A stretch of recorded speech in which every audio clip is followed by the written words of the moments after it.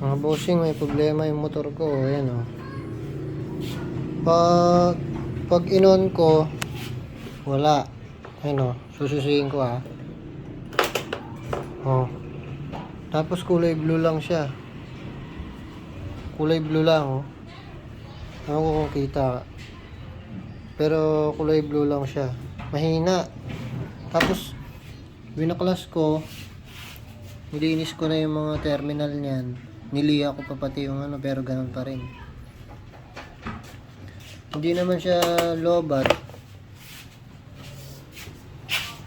Kasi pag nilagyan ko ng test light ay ng ano, ng ito voltmeter, ano naman siya, sakto siya.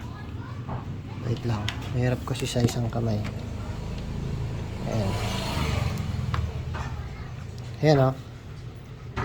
Ano ko tingnan nyo yung magiging reading. Oh.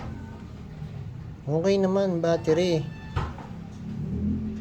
Pero pag ini-start ko siya, babagsak yan. Tingnan nyo i-start ko. I-start ko na.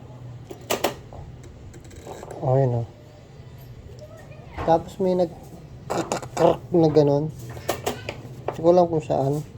Kasi babalik naman siya sa dati niya.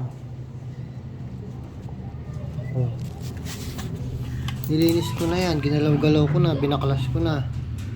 Kaya tingin ko hindi battery. Nilinis ko na rin itong mga to. Pero ganyan siya Iwan ko ulit. Hindi siya agad nagre-response. Tapos yan, may maririnig kayong nag-kilik. Hindi ko alam kung ano. Tapos ayun, ilaw siya, mahina. Mahina ilaw niya, mahina. Tapos pag susubukan kong i-busina, mahina din. Hindi ko alam kung battery. Sayang naman kasi kung bibili akong battery tapos hindi naman pala battery. Ano yun? Ito. Wala na, namatay na. Ayaw na niya mag-start.